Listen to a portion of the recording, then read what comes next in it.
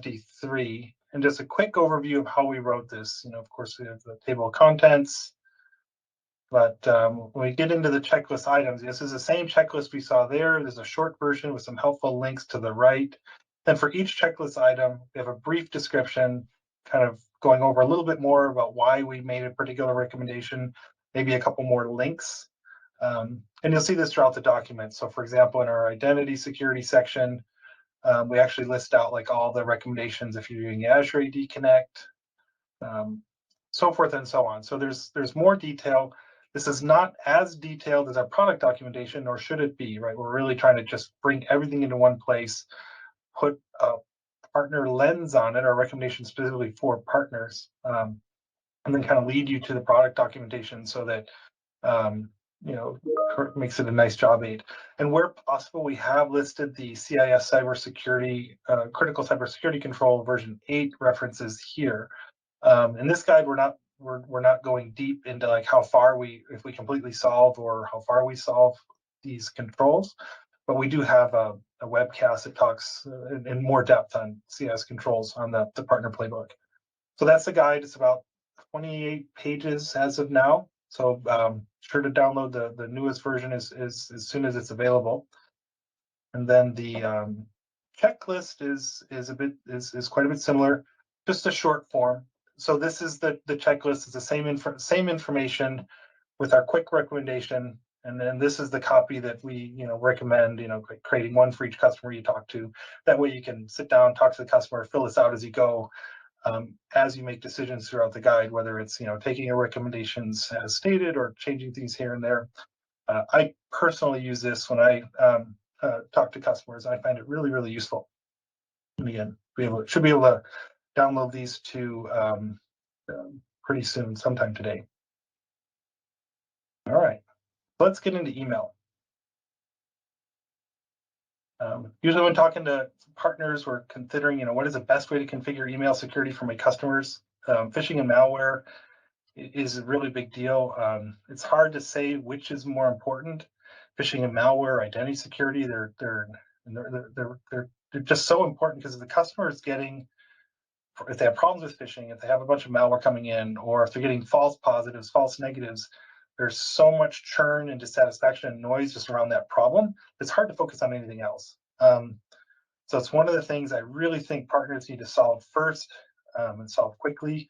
And the good news is, the built-in protection in Business Premium, Defender for Office 365, is absolutely outstanding at doing this, if configured correctly. And configuration is key. We're going to go over some of that. There's some pitfalls that I see a lot of partners falling into, especially when they have multiple email filtering products in place. So they're buying, they have like something sitting in front of Office 365. Probably 90% of the ones I look at or talk to or more are misconfigured, causing false positives, false negatives. So the partner's paying more to have like double protection, and they're actually not getting double protection. I mean, they're protected from malware, but they're getting a lot of false positives and false negatives because they haven't configured Defender for Office 365 to account for that other system.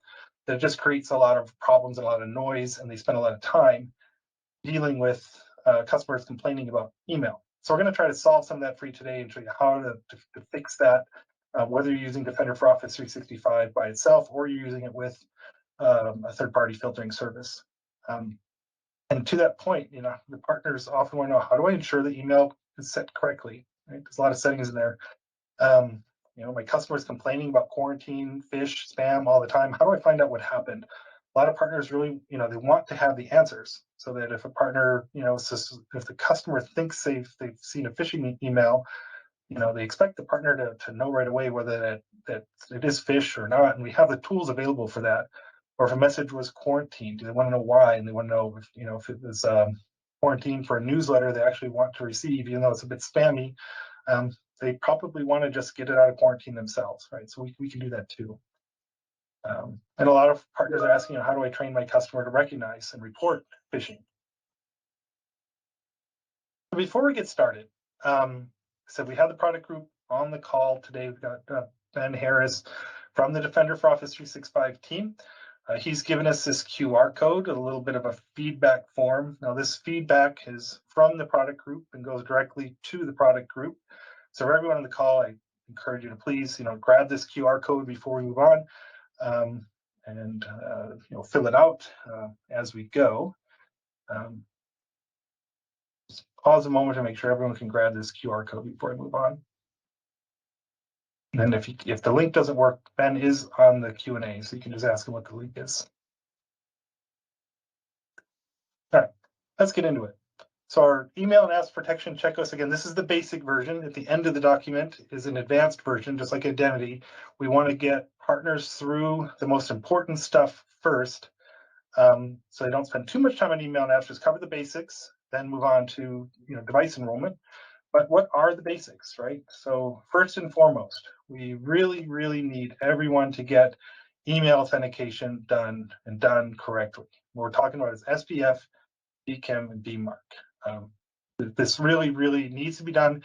It'll help ensure that all of your customers' email is authenticated and signed so that other systems know if someone's spoofing their domain.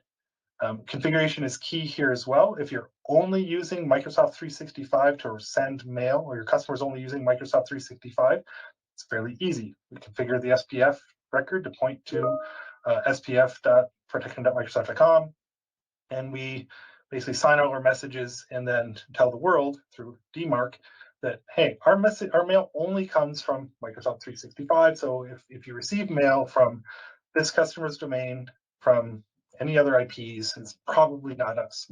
You can even tell them what to do with it with DMARC. You can either tell them to quarantine that mail or reject that mail. This is where configuration is key, right? If your customer is using a third-party marketing mailing service or something like that and originating mail on their behalf, and they're not routing it through M365, and SPF and DMARC are configured telling the world that their mail only comes from Microsoft 365 or even someone else. If you just have this configured wrong, it's going to guarantee that recipients of all the mail are going to quarantine or reject that mail, and they'll have lots of complaints about the email not getting delivered, delivery problems. So just make sure this is right. It's easy to do. We're just talking about a few DNS records.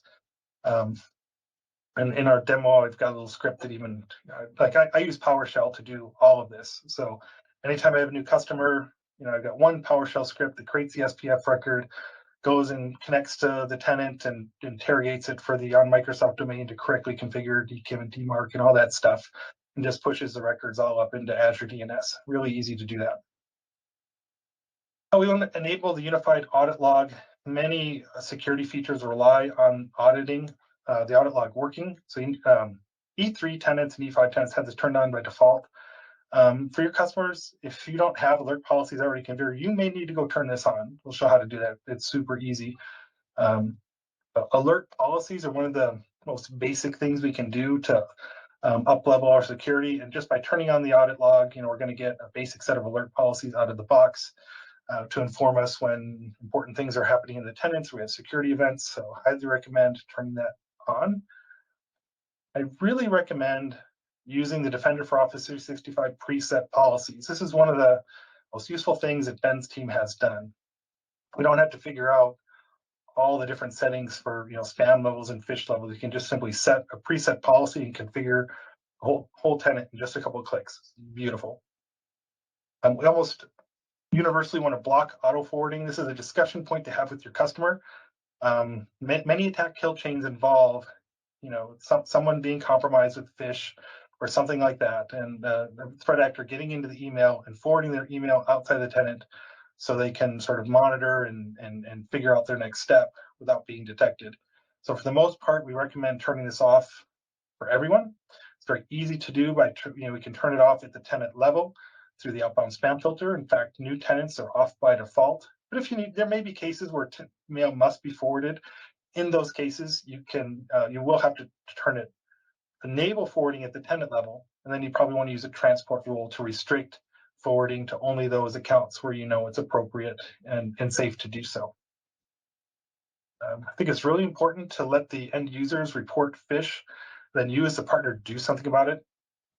This is easy to do, but it's another one of those areas I think is somewhat overlooked, is that we want to put the tool in the hands of the user to report the phish, at least report it to Microsoft. But This is an area where you as the partner can have a service where you're monitoring these emails and responding to the customer with your own verdict and say, yeah, that does look like fish to me, or no, that that I don't think that is fish. You can do that for your customer.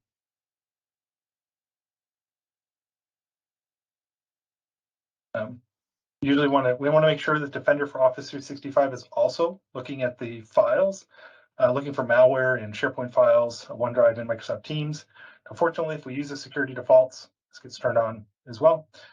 And there's some other non-email related items I think are important in the basic form of this checklist. We probably want to at least consider guest access in Teams.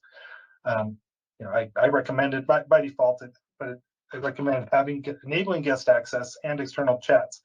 But I think this is a really good area to just talk it over with your customer, make sure they understand, and make sure they're comfortable with these two things before we enable the tenant, because they aren't on by default. I'm not so friendly with third-party cloud storage. Sometimes there's good reason. Certainly, if my customer is using third-party cloud storage as part of their business, it makes more sense to use it in Teams. But this is one of the things I usually recommend turning off if there's not a business reason or a reason to store files in someone else's cloud. And lastly, talk about using the configuration analyzer. If you're not sure if your customer's Defender for Office 365 is set correctly, got a configuration analyzer that'll help you figure it out. So moving into the checklist, first thing on the list is SPF, enabling DKIM and DMARC. So as I mentioned, there's a lot of ways to do this. You can just go into your DNS provider and create these records. If you're creating a lot of tenants or you don't want to make mistakes, I recommend PowerShell script. This is a simplified version of the script I use. I actually do it. I have an automated script that's a little bit more sophisticated than this, but I broke it down to the essential elements. The way my script works is I first will connect to Microsoft Online, just so I can get the actual domain. I don't want to assume I know the customer's initial domain, the on Microsoft domain. So I connect to the service to ask the tenant what is its initial domain, because I'm going to need that to construct the proper CNAME records for DKIM. The SPF value for Microsoft 365, as long as commercial tenant, is spf.protection.outlook.com. Now, if your customer sends mail from other providers, maybe a marketing or some other firm, you'll need to make adjustments to this SPF record. Things won't work right if you leave it like this and they're sending mail from another service that does not route the mail through Microsoft 365. In this case, my custom domain for my sample tenant is anya1.m365master.com. Then the rest, I'm just going to do the little bit of magic we need to do to get these records created, namely replacing periods with dashes. And from that, I can derive the selector 1 CNAME and the selector 2 CNAME that are needed for DKIM. This is the tricky bit of business that very easy for someone who's trying to do this manually to make a mistake. So I either recommend using a script like this, or if you go into the tenant, it'll tell you which records to create, and you can just copy paste. One of those methods is pretty foolproof. A little bit lower, we see my DMARC record here. This is another fairly simple thing, but what we're basically doing is telling the world what to do if they receive mail that doesn't authenticating, meaning that it's coming from someone other than what we defined in SPF, or if the mail has been tampered with. There's another area of concern that if we have mail filtering services that are changing the subject line or adding a disclaimer, anything like that, it will break the signing of the message and cause mail to maybe what was legitimate mail that just had been changed for legitimate reason to be flagged as unauthenticated or have authentication problem. So in my case, we're recommending to others to reject all mail received from at anya1.m365master.com if it doesn't authenticate. The other option here, we see P equals reject. I can do P equals quarantine, which is basically setting the DMARC policy. I can tell people to quarantine the mail, if it doesn't authenticate, which is a little bit, if you're not sure of your config, you can set it to quarantine to see if legitimate mail gets sent and if it's not configured right, if it's marked unauthenticated, before you move to a reject policy. And the last little bit, I'm just spitting out back in text what these records should be. So you can see my SPF text record is B equals SPF, include spf.protection.public.com, squiggly all. So I could paste that into my domain provider, whether it's GoDaddy or someone else, or in my real version of the script, I just write this all. I just push this up into Azure DNS and create the records up there.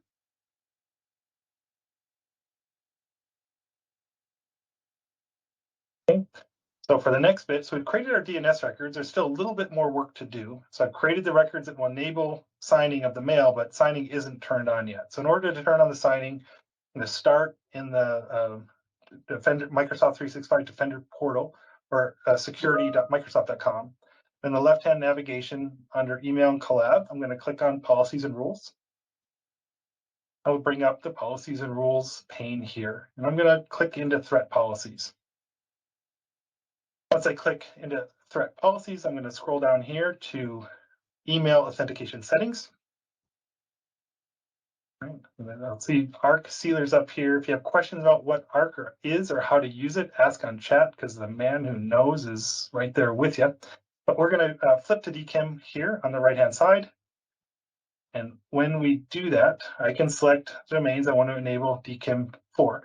Now, in this basic version of the checklist, we're only recommending turning it on for the mail domains that we're actually emailing from.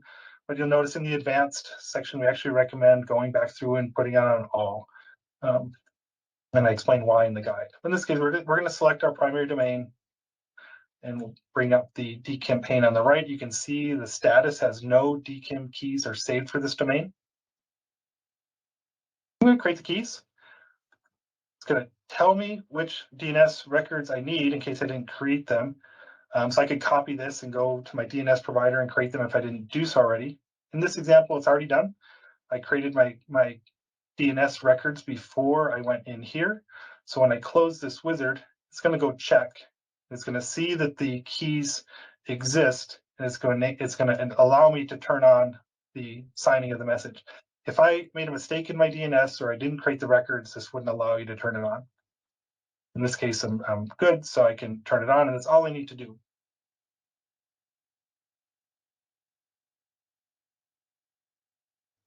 If I wanted to, I could rotate the DKIM keys.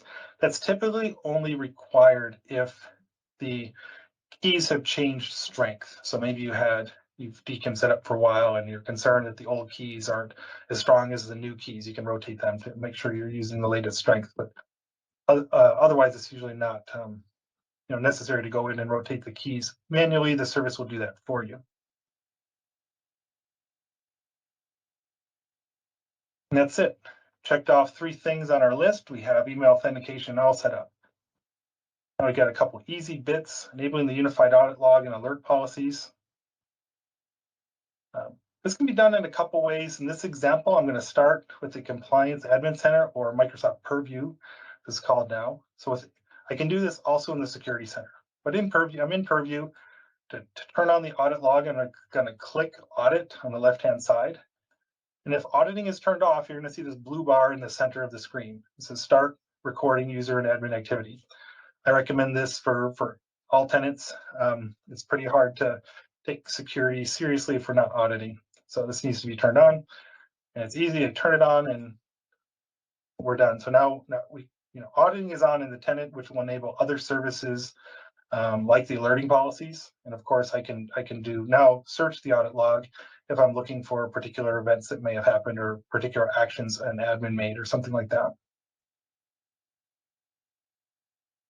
So audit policies are in the same place. I can see that on the left-hand navigation, and policies are also, unified policies also exist in the security portal. You can get to them from there. If I click into policies, and if I click into alert policies, I'm sorry, click alerts, policies and alert policies, I'm going to see the default policies. And my recommendation of the checklist is start here. I think this is a good set. Just make sure these are going somewhere that you're watching. So hopefully they're going to PSA tool, or they're going to an inbox that's monitor or something. So someone's getting the alerts and taking action upon them. All right. So now we've got the first 5 things done on our list: email authentication, alerting, and unified logging is on. Now let's get into the email. I'm going to want to enable Defender for 365 preset policies, anti-phishing, safe links, safe attachments. So in order to do that in my tenant, again, this example, I'm going to use the Lighthouse. This could be done from the security portal, but I also want to kind of show off Lighthouse a little bit and how easy it is. So from the Lighthouse portal, I'm going to click on tenants on the left-hand navigation. When I click on tenants, I'm going to pick the tenant I want to turn on email, Defender for Office 365 policies for. So in this example, I'm going to pick on MSP Demo 1. Let's put a little difference here. So I click on MSP Demo 1. It's just like Anya 1. See the same interface. I'll click on deployment plans at the top. And in this example, I want to scroll down to Exchange Online Protection and Microsoft Defender for Office 365 and click the deployment step to apply standard protection to the tenant. So this is going to turn on the features in EOP as well as Defender for Office 365. And you can see the status here is not compliant. So there's either I haven't run this yet, or I've run it and something's changed that's pushed this policy out of compliance. I click on the policy, it's going to bring up the policy in the flyout here. I can read all about it. When I'm ready to deploy, just like we did for the identity policies, I'm going to click the deploy link at the top. And when I do that, if there's any configuration, I can read about it here. Since we're setting a preset and we're setting the preset to standard, there's literally nothing to config. So we're just clicking through here. It's really, really easy. I click next, I can confirm that I want to do this. When I click confirm, I've completed the policy, and now where the tenant is set at the standard level of protection for Exchange Online Protection and Defender for Office 365. Couldn't be easier.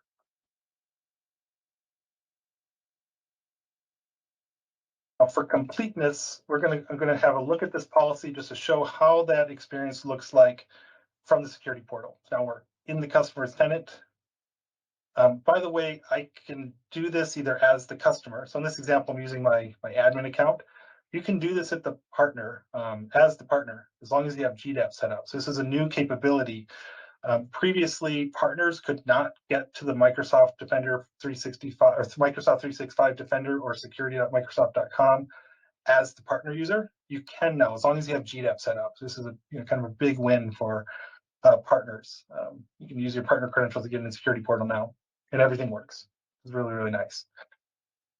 Once I'm in there, if I want to have a look at the Defender for Office 365 preset policies from this view, I'm going to use my left-hand navigation and click on Policies and Rules.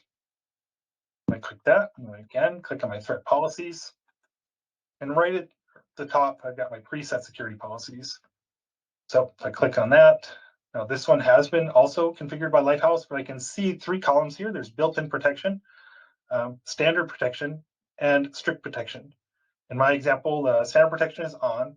I can go manage those settings. If I have particular users that I'm either really concerned about or have a very low tolerance for, phish and spam, I can move certain users into strict, or all the users if I wanted to. But just keep in mind, the strict protection is also going to be much more picky about bulky email, spammy email, and have lower thresholds. So you may find more, you may find some false positives. So if you're thinking about strict protection, I just recommend, just keep that in mind and make sure the user's comfortable. They're going to be better protected, but they may find more of their mail going into the junk folder or going into quarantine by design. If I want to have a look at standard protection, I can click the Manage Protection settings at the bottom. I can see that the Lighthouse turned this on for all recipients, which is typical. I click Next. I can see that, so we have EOP protection and Defender for Office 365 protection P1 applied to all recipients.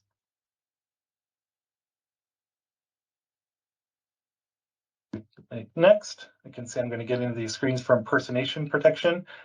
And this is covered in the advanced portion of the guide. This is usually something I recommend, partners going to circle back on. If your customer has, key users, it could be the executives, board members, people that are target for spear phishing, you can apply additional protection for impersonation on those users or domains. And we can do it right from here. So if I click next, I can add any users that I want to add extra impersonation protection for. So this will look for, emails that are coming purportedly from this user that doesn't have the chain we would normally expect, or there's a weird character in the name, stuff like that. So in my case, I want to protect Megan, so I'm going to protect Megan Bowen.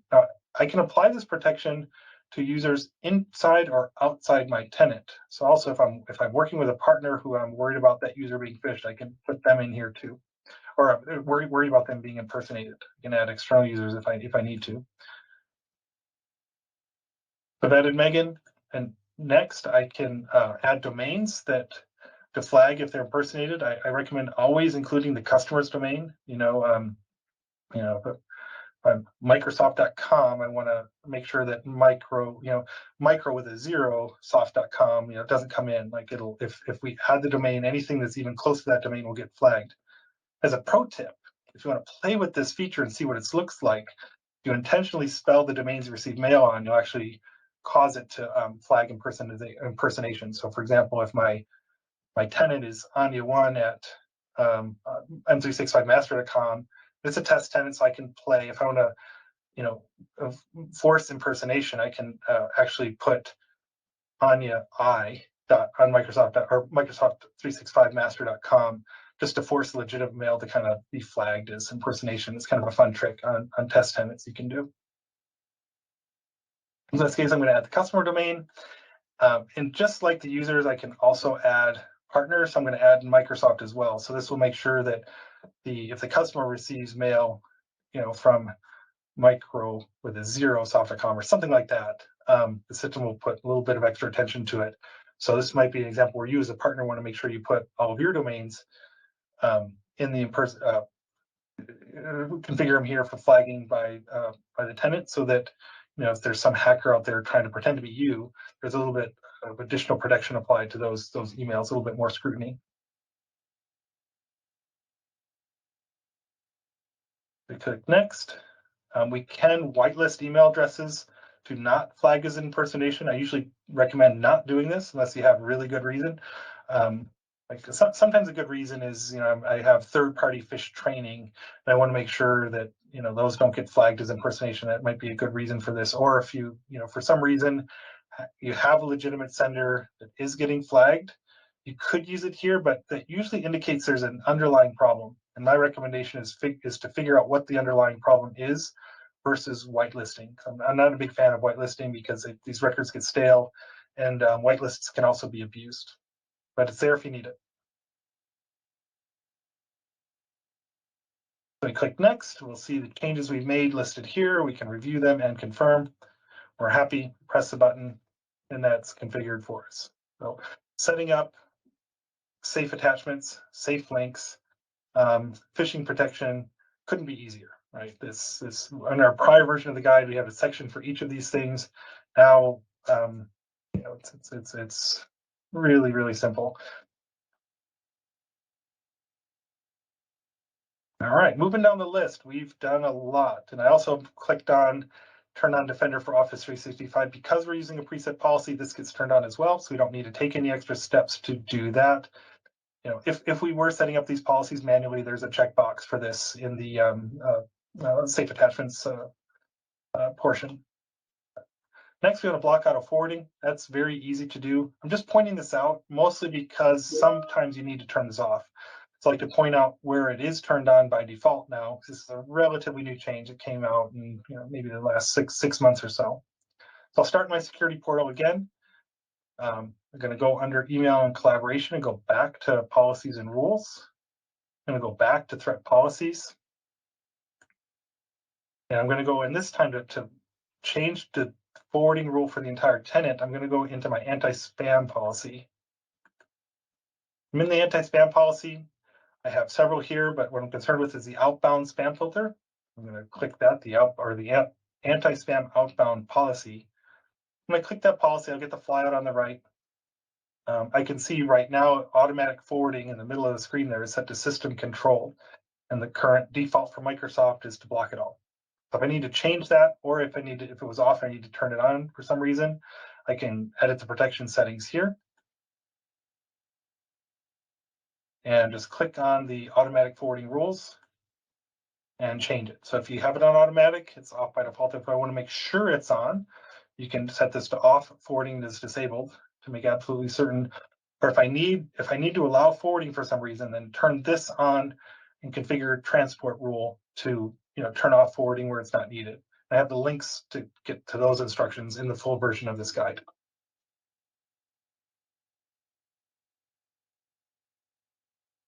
All right, moving right along. Manage user phishing reports is a capability that I think is often overlooked. I think it's important. So I want to point that out here. I want to give my users a button to report phishing messages. So in order to do that, I'm going to start with the Microsoft 365 Admin Center. In the left-hand navigation under Settings, I've got a setting for integrated apps. I'm going to click that. There's a lot of useful apps in here, but one of the more useful ones from Microsoft is the report phish capability. So in order to get that, I'm going to hit the Get Apps button. When I click Get Apps, I can search for apps. I'll do that. So in the search bar, I'm going to type in report phish. I type in report phish, I'm going to get two apps. One is report phishing and one is report message. I often get asked, what's the difference? Well, the difference is phishing is just for phishing. Report message also allows end users to report spam. I prefer the report phishing one because honestly, I don't, spam is spam. Having the users report spam is usually not that useful. So your customer, there might depend on on their stance, but I would have a chat with them just to see, how actionable is reporting spam and how much do they want to pay you to, respond to spam reports. Might be the discussion to have. But phishing is a big security concern, so I definitely want to make sure that is reportable by the end users. I get the click now. If I can read about the app, click the button to get it. I can target who I'm going to send it to. In this example, I'm going to send it to everyone in the organization. And review my settings. And away it goes. So now within a short period of time, users Outlook will now have the report phish button. And then when they interact with it, those phish messages are reported to Microsoft, and they can be reviewed by you as the partner. And the configuration from that is in the security portal.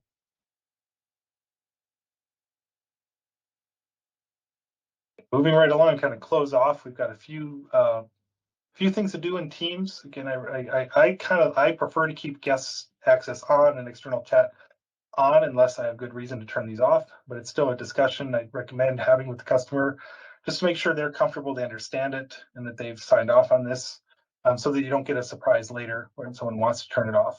So in order to get access to these settings, I start in the Teams Admin Center, so you'd expect, and right under Users, there's the Guest Access tab.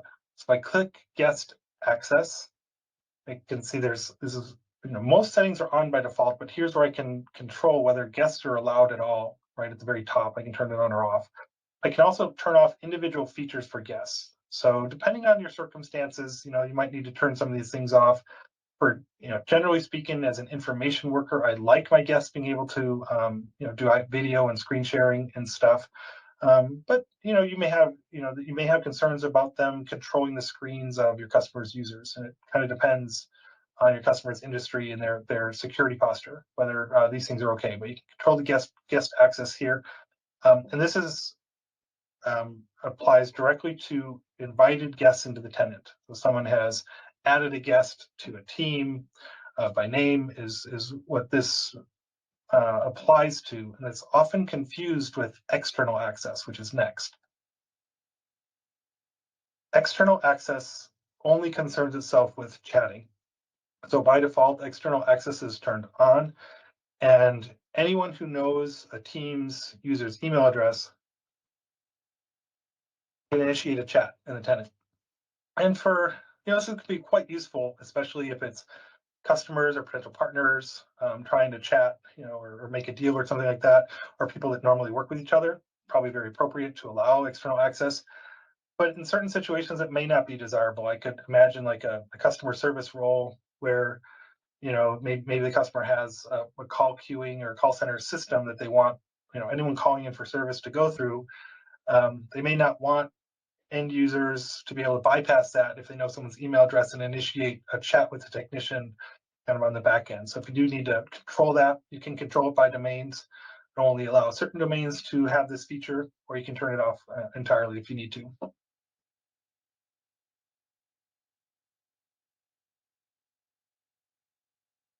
And the last bit in our kind of basic version of app security is the third-party cloud storage. To control that, we would click on the left-hand side into Teams and then Team Settings.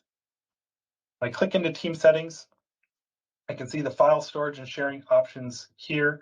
They're on by default. And this is a case where if my customer doesn't use these things normally, I recommend turning it off. That way, it's a little bit more control.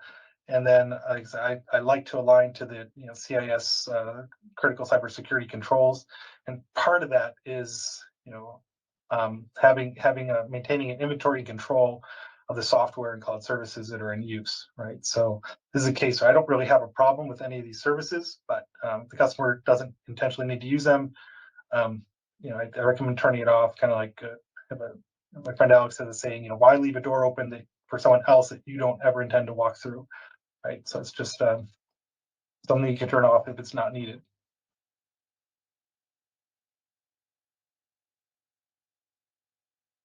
All right, when you're ready to save the changes, you confirm them, and that's it. Pretty easy stuff. We've made it through most of our email and apps so far. We have one thing left to do, and I really recommend folks get familiar with this. You may have used a tool called Orca if you used Exchange on premises. This is a lot like Orca, but it's in the cloud. It's great. So oftentimes partners want to know, are the settings right? Or what settings we have. There's a lot of individual settings in Exchange Online and Defender for Office 365. So to get to the configuration analyzer to tell us how we're doing with our settings, or how the settings the customer has configured compare to our standard or strict or built-in policies, we go back to the Security Center. As you may have guessed by now, under email and collaboration, I'm going to go into policies and rules, like every other policy and rule. I'm going to go into threat policies again. And once there, the second thing on the list is the configuration analyzer. Let's have a look at that. If I click the configuration analyzer, it's breaking down all the settings in the tenant compared to standard recommendations or strict recommendations. And so right now I have standard configured, and you'll see that I have a number of settings that don't match standard recommendation. And I can also see the setting name. Now, this is sometimes a bit confusing if you haven't used this tool before. When we ran the wizard before to turn on standard, it actually created a new policy, and that policy is compliant or matches standard. That was preset.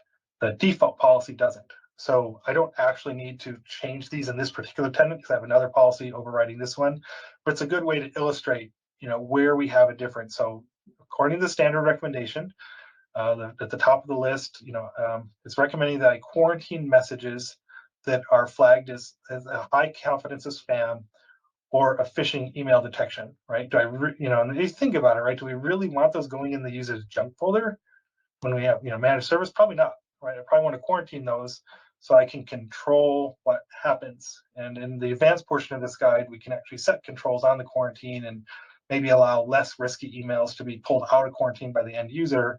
But I probably don't want to allow end users to pull like actual malware detections or high confidence phish or something like that out of the quarantine. That's just asking for trouble. It's like if I wanted to set a setting back to standard, if I wasn't using preset, I would click on the setting that I wanted to change, click the apply recommendation, and it's going to go and apply that recommendation, just change it for me. If I don't have to hunt around for the setting, I can just work right from this interface and bring all the policies in the tenant up to either the standard or strict recommendation that I want. And this gives you more granular control. So this is really appropriate if you're not using the preset policies, gives you granular control so you can have individual conversations or make an individual decision on a per setting basis. And it's really, really nice if you want to have like mostly standard, a little bit strict, or vice versa. I'm ready to apply it. I click OK. Then you can see that those recommendations went away because they now match the standard recommendation, and my numbers at the top have gone down, and I have the rest of the settings. And the same kind of functionality works if I had selected strict and wanted to compare the policies in this particular tenant to the strict set of recommendations. All right, we have made it through all of the basic checklist for email and apps.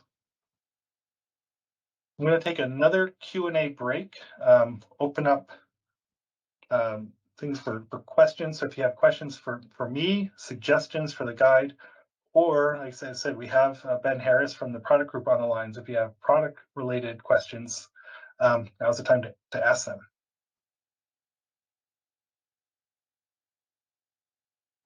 So I think, David, one question is there. I think it's more on the licensing. That do the Purview and Lighthouse apps come with M365 Business Premium license? You know, I know Lighthouse, you just need to register.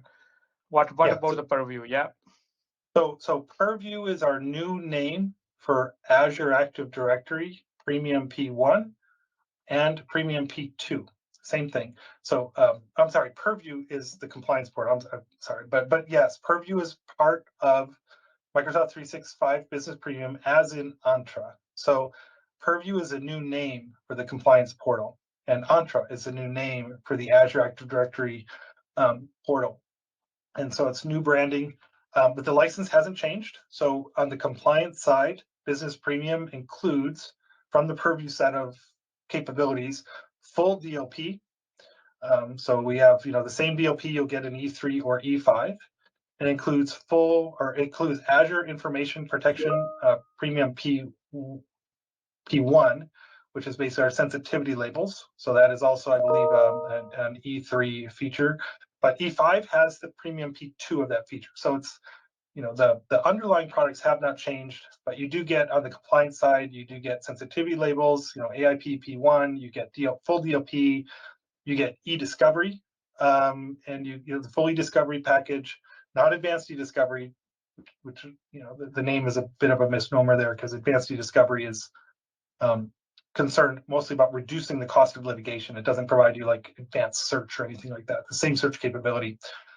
And then we also have the full set of like retention policies, which is, again, that's covered more in the advanced section of the guide, but so you can configure retention policies so that, for example, you can retain email after employees leave without maintaining a license or to comply with like industry regulations. Then on the Entra side, it's Azure Active Directory Premium P1.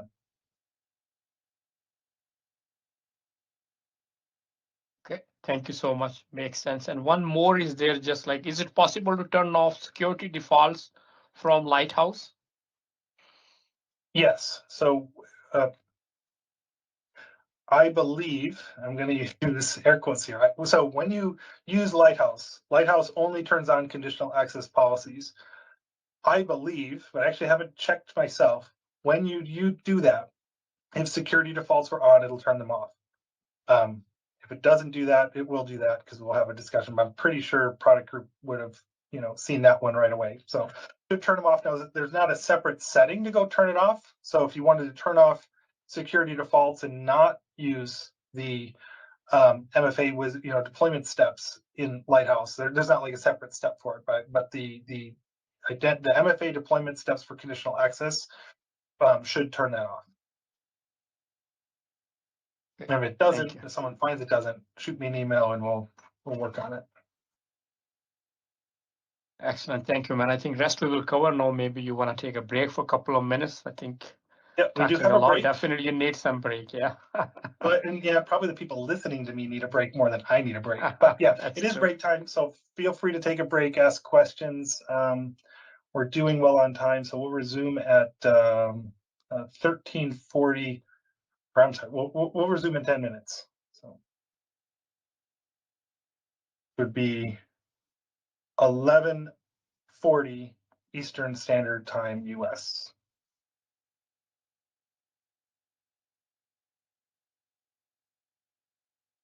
If someone does have a question, feel free to ask it. or comments, suggestions, etc. You can totally use the break time for interactive discussion if you wish.